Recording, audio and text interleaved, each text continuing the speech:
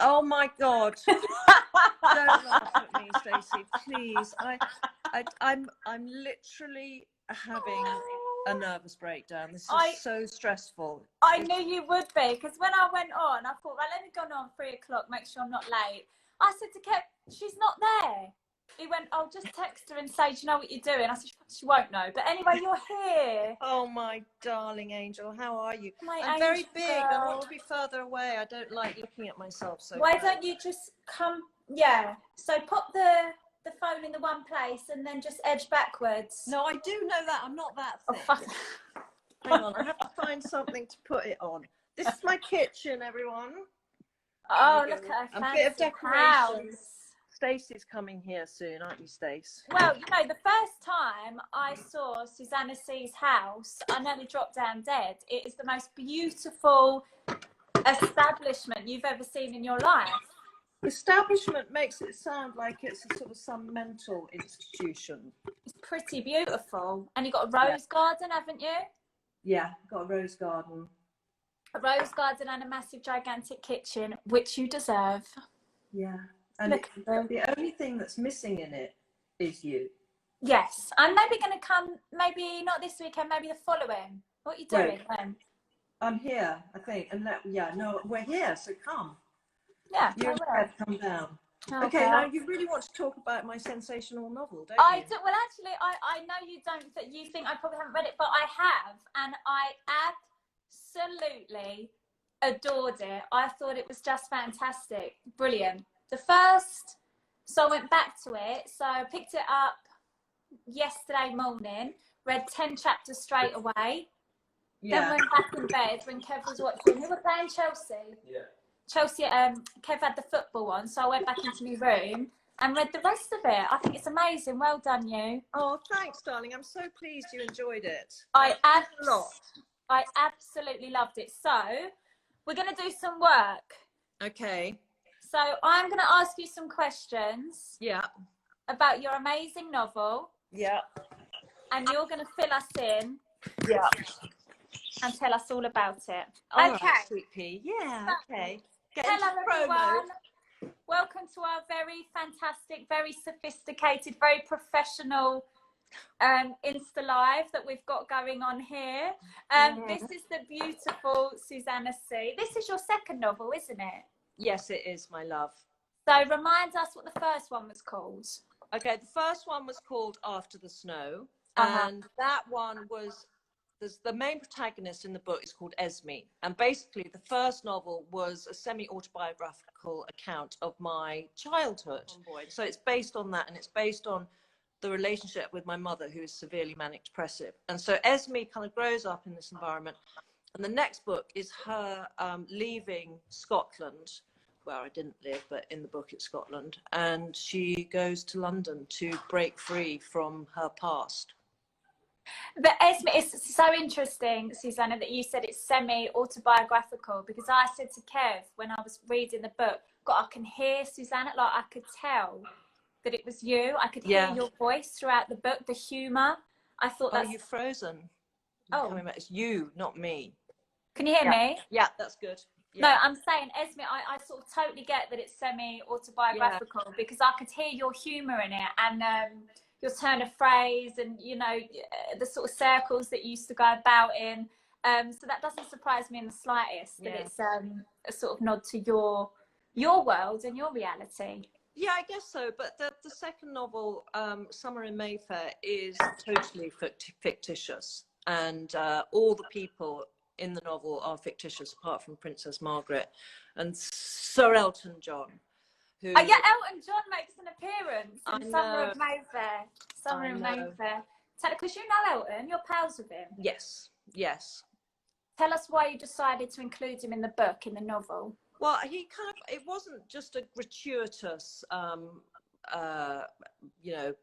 plot line for him. Well, not even a plot line. He wasn't just dumped in it for the sake of it. It was more, he would have been at that time the kind of clientele of the gallery where Esme is working, and he used to collect art from the period that gallery sells, so kind of 18th 19th century masterpieces. And So it was relevant to have him in there. And the story is, you know, the backdrop is very much, it's the kind of emerging gay scene in London. Yes. And the art world. And the art world at that time, what was in fashion was Baroque and Rococo art. And so and that's what he used to collect. So that's why he's there.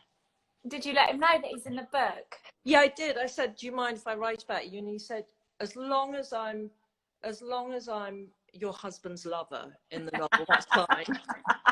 Because he fancies Steen like crazy. Steen is very handsome. He is handsome. He's gorgeous. We're all fans of Steen. Yeah. My favourite character is the gallery owner. So the Which guy one? in charge. Bill. Yeah. Bill. So Esme's boss. So you're right. She leaves Scotland and she's so excited, and this is all sort of brand new to her. She gets off at Euston. God, this is entirely different to what I know. And she gets sort of pally with Suki. I won't spoil it because, you know, people want to read it, but she gets pally with Suki, and Suki's very sort of mummy darling. She's sort of very West London, isn't she? Very Yes, sort of the real sort of Sloane Ranger, yeah. And Bill is just hysterical, and I could really picture him. You know, you were so descriptive with the writing, and I just thought, you know, I'd love to hang out with Bill. Like, he just feels like such a scream. Yeah, but that's so true, and he is totally made up. But I feel the same way. I didn't have his character developed before I started writing him, and he just evolved. And by the end of it, I want Bill to be my best friend. I mean, he is my best friend in my head. I texted you last night. I adore Bill. You really brought him to life, and his man as well. Sort of sat in the garden, sunning himself. This beautiful statue of a man. Yeah. I just loved it. So, when did you start writing Summer in Mayfair? And talk us through your process, because I find if I know I have to write something, or I know I've got a deadline, I sort of put everything till the last minute. I'm a real sort of procrastinator. How do you get yourself in the right headspace? Well, I'm like you, Stacey. I'm a real procrastinator. And when I'm supposed to be writing and I've got a deadline hanging over me, the house is never cleaner. I'm never more organised, because I will do anything. I will clean the chandeliers. Yeah, exactly. I'll lick the kitchen floor clean with my tongue, and the inside of the toilets, because anything not to write. But I did find a way, which was at night. So in the depth of night, when the house is quiet, and there's something very romantic for me being in a darkened room with just my desk lamp on, really loud, hardcore grime and garage. No, music. You don't. I swear I do. I swear I do. You've written this novel about avocado mousse and art galleries to hardcore grime music. Yeah, that's what I listen to. Who's your favourite grime artist, Susannah? I'm just what are they called, Joe? Oh, hi. I promise you, I need to look. I don't know what any of them are called. Skepta? No, I don't like Stormzy? Skepta. No, it's 2 words. It'll come to me. But I love designer. I love designer. And no, not Stormzy has got a very melodic, wonderful voice. And I love listening to lyrics. So I listen to that, and I'll also listen to artists like Rufus Wainwright and John Grant, who are incredible lyricists. And so I do that in the house. I'll have a really strong cup of coffee, like an espresso, and I'll sit at my desk, and no one's there, and I feel the house protecting me, and that's my time. So I'll write till maybe 2-3 in the morning, and then I'll go to bed and get up, and then I'll have a nana nap the next day to keep me going. So that's what I do. And then I have this amazing cafe in Cookfield, my local village, called Tom's, and I'll go there and spend the day there. So I need to be away from people. Yeah. Do you ever show it to Steen or the kids? Do you say, what do you reckon to this? No. Never. I never show it. Just my editor. But I just keep, I don't show it to anyone, and I'll read it back. So I'll read the night before when I finished, I'll read it. I'll work out what I'm going to do the next day. And then that kind of, propels me to sit down off my lazy arse and do it.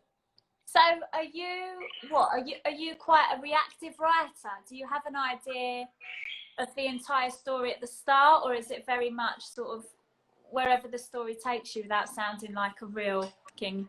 Yeah, well, I think you're either an architect or a gardener when it comes to writing. And so an architect is someone who builds the framework. And I've always been appalling at that in every area of my life, is building the framework for something. I'm very good at being given a skeleton and then applying the flesh.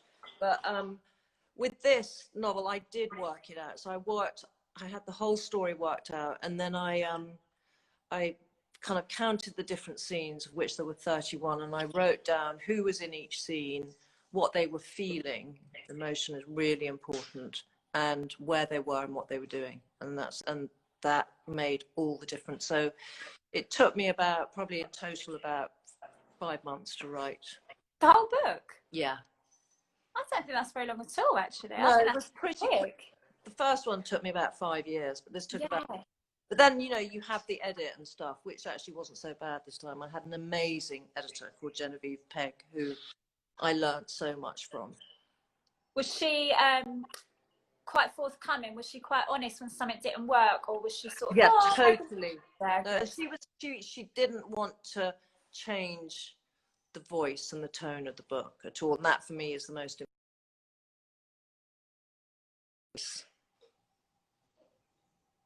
She's gone a little bit. Susannah, see? Yeah, I'm here. Oh, there she is. You're just frozen a little bit. Can you hear me? Yeah, I can hear you. So your editor, she didn't want to change the feel of the book. It was sort of tweaked. Yeah, the tone. Yeah. Massive chunks being put out.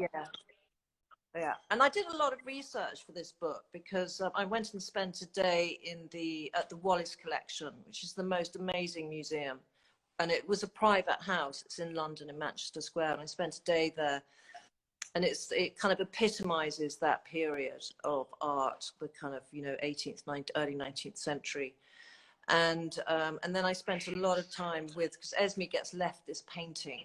Yes. Just dragged from Scotland. Yeah.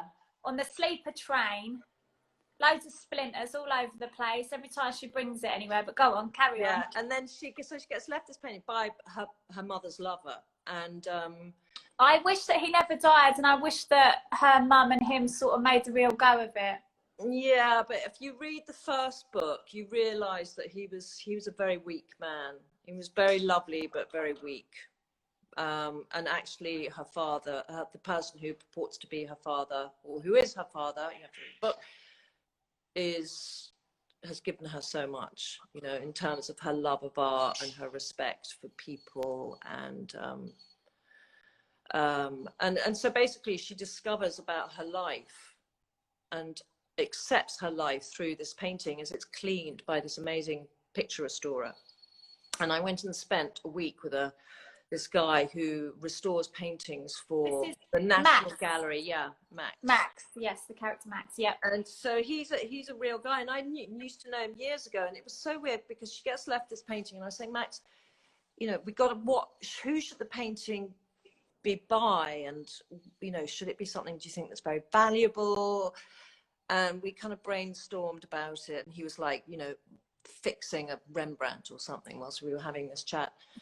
And we kind of thought about it. Anyway, I went away and I did a lot of research, and I found there's an artist called George Rumney who painted Emma Hamilton over and over again. And Emma Hamilton was Nelson's mistress, and so it seemed good that he should have this portrait. She'd left this portrait which is of Emma Hamilton, and that was a good it was a good symbolism between the affair that the Earl and Esme's mother had, this relationship. And I spent about a month trying to find a painting by Rumney of Emma Hamilton that had no provenance.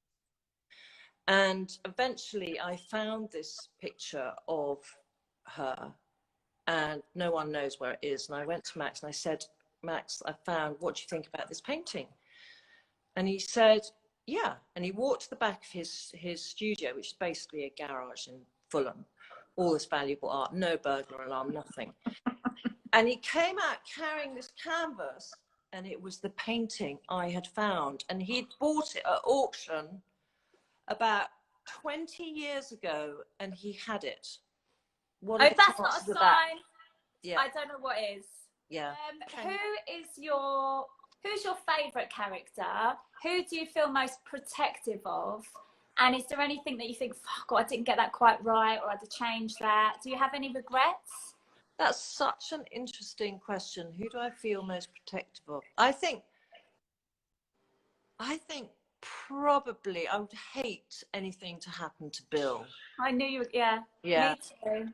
I just feel he's like a father figure, isn't he? And I'm proud of Bill. I think he's a very well developed character. And I Bill, also like Dan, the kind of hideous but very sexy bad boy who Esme fights really over with Stacey. Yeah. Yeah.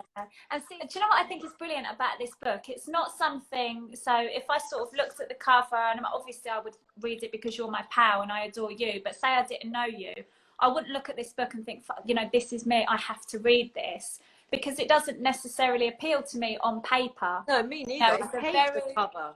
Not the cover. No. I mean the story. Oh, okay, yeah. It's like a very regal crowd, and it's all about art, and I know nothing about art, so it's sort of not my scene at all. But the beautiful thing and the brilliant thing about the book is the characters are so rich and so believable and so compelling that you're desperate to get through the chapters. You know what I mean? Yeah. It really grabs you, and I would urge anyone to, because I think my mother would love it as well. I think she would. Yeah, I think. Yeah. Everyone I know would take something from the book. Because I think that even though it's kind of set in a rarefied, glamorous, supposedly environment, the emotions and what Esme goes through is something we can all identify. Yes. I completely agree. The idea of not sort of quite fitting in and feeling a bit out of our depth and desperate to please, especially at that age. It doesn't matter where you're from, you know, what your background is. You're right, you can absolutely, she's very relatable on many levels. So we've got people watching us have a conversation, these poor people. Do write comments, and if you've got any questions about the novel or about Susannah's writing techniques, let us know. So this book is called Summer in Mayfair, correct? Yeah. And if anyone who's watching, we don't get a chance on, I don't know how to answer comments or anything, but just go onto my Instagram and DM me, and any questions you want, I'll answer any questions. There's someone here from Luxembourg, Susannah. Oh, hello. The book is fab. I lost my virginity in Luxembourg. No, you didn't. I swear I did. To who? He's a DJ, and actually one of the characters, oh no, he's in the book. But not as someone else. I lost my heart. Yeah, I lost my heart to a DJ, and he's so cool. Your heart and your knickers. And my knickers, yeah. Somebody's put, how did you start writing? So just, writing, not necessarily this book, writing more broadly. I always used to write a lot of letters to people, and that's how I started, and I love to write letters. And then it's something I've always done, but I think although I didn't go to university and I didn't study writing, I have no formal training whatsoever, I think what the best university I went to was the University of Reading, and I've always read prolifically. Every day I read. I have done since I was a small child, and I think that's how I have, has enabled me to write. It's just through reading. So anyone who's wanting to write, just read. Someone's put, what made you write this most recent book? So what was the calling for Summer in Mayfair? I think it was it's a period that I've always been very interested in the late 70s, because there was so much change going on. There was political change. There was immigration immigration was starting. You sort of touch on that as well, don't you, Norman? Yeah. The characters. Yeah, and it's just a really interesting time. There was so much new happening, so many new things, and so it was. I think it was my love of art more than anything else, and I've always been passionate about art. And I'm learning a lot more about photography, and so it was kind of the pushing. It sounds so kind of not about the book, but that is the essence of the book. It's like with Robert Mapplethorpe, who's this amazing photographer. And actually, I went out with his younger brother, and the younger brother is based on the boyfriend, who ends up being Oliver, and his name is Edward Maxey, but he's now Edward Mapplethorpe. And so that was, and then Andy Warhol makes an appearance. So it was art. It was just my love of art, and Esme has that. She has that in the first novel. She grew up, and her father loves art, and so it was that. And she, with the first novel, Esme, I wanted to know where she ended up and wanted to know what happens to her. And so that's what made me write the book. Susannah, see, somebody has put, who are your favourite authors? So I don't really have favourite authors. Do you? I don't really. I don't read a huge amount of fiction, actually. Yeah, no, I'm reading less, but I love all kinds of different books. One book I love was this book called Delta of Venus by Anais Nin, who is an erotic novel that was written in the 1920s. And they're short stories. They're so beautifully written and so titillating. They're incredible. They're absolutely beautiful. So, and then Henry Miller, I used to read a lot of books from that period. There was a group of writers from that period in the 1920s living in Paris. So I don't know if you do this or anyone who's watching does this. I'll find a period or a country or something about religion, and then I'll become obsessed with that, and I'll find every book I can, whether it's fiction or non-fiction. Yes, I remember when you and I first met, Susannah, we were in the back of a car.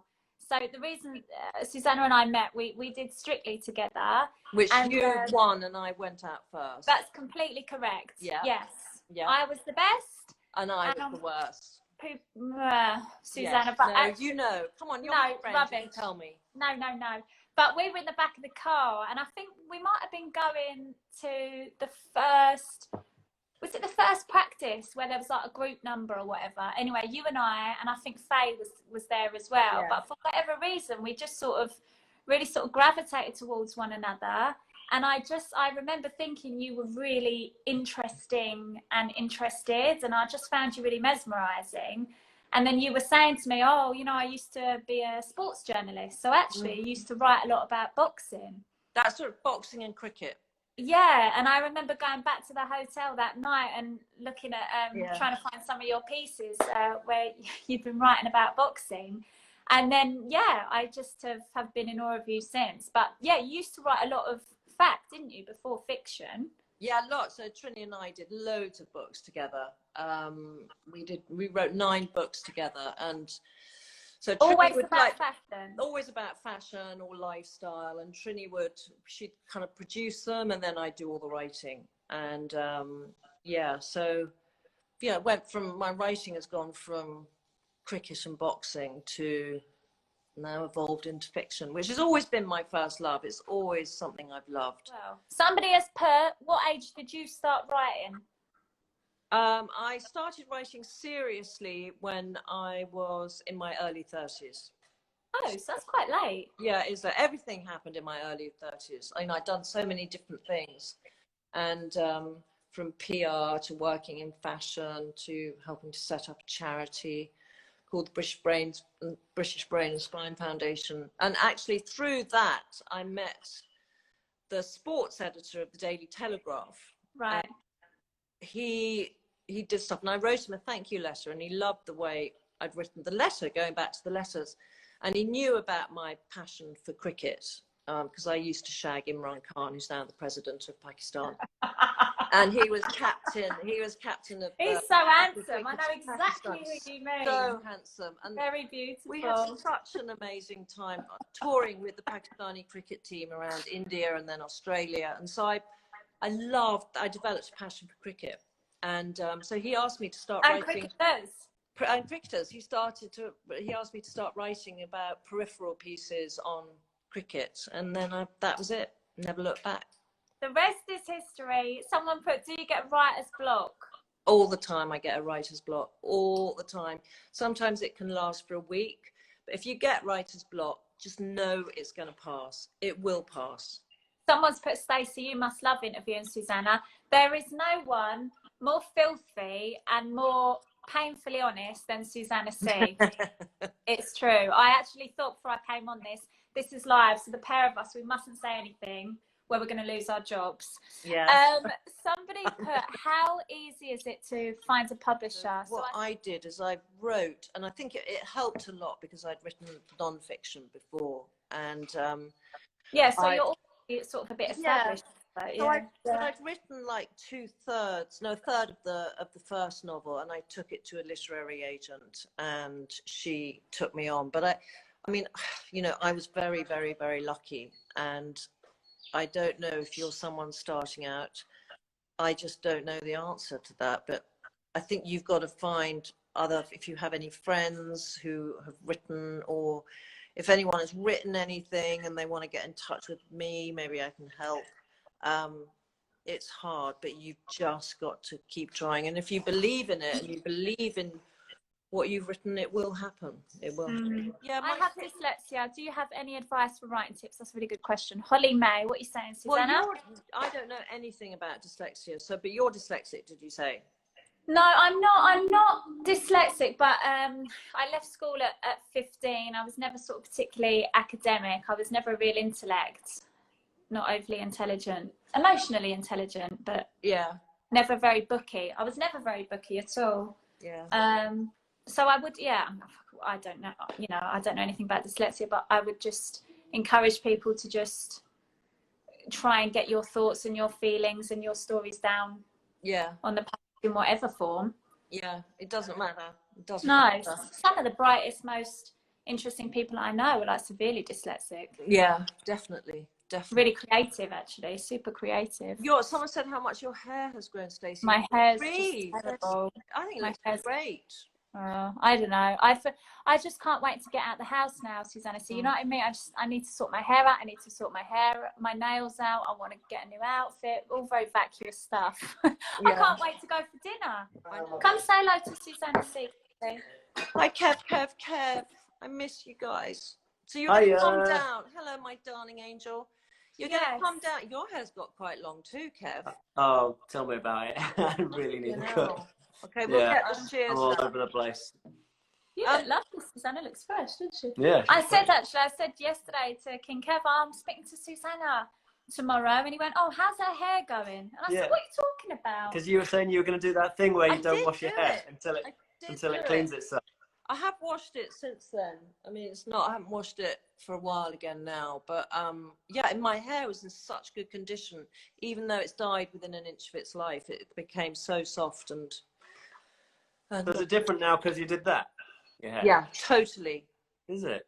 There's no point in you doing it, Kev. It's got to be a girl thing. Because I think, well, you don't have to wash your hair very often, do you? Me? I wash my hair every day. No, you shouldn't. You don't do it. Steen never washes his hair, and his hair looks great. But do you get that feeling? I just want to wake up under a different ceiling. I'm overly optimistic most of the time, aren't I? But Kev you had a bit, not a wobble, but you said today, "Oh, I'm desperate to get back to work, and I want to, I want to be productive." And sometimes, you sort of put the news on, you think, "Oh, here we go again." But I suppose it's just, without sounding really cheesy, you just got to remind yourself of all the great, all the lovely things as well. Yeah, we sliding down the walls. Yeah, I do that every morning. I kind of list, and you'll know about this, Kev. It's kind of like thinking, when I wake up, I list all the things I'm grateful for. Yeah, you got to practice gratitude. Yeah, gratitude list. Yeah. I'm gonna wrap this up, but I just want to remind you all that this is the book that we've been talking about. Is Summer in Mayfair. I'm not just paying lip service. I genuinely thoroughly enjoyed it. I found the characters really believable. You're really sort of on their team. You're desperate for it to work out for Esme. And yeah, it's available now. I think it's been out since the end of last month, isn't it? Yeah, it came out last week. Yeah, what are we now? Beginning of July. So yeah. It came out on the 26th of June. Available in all good bookstores.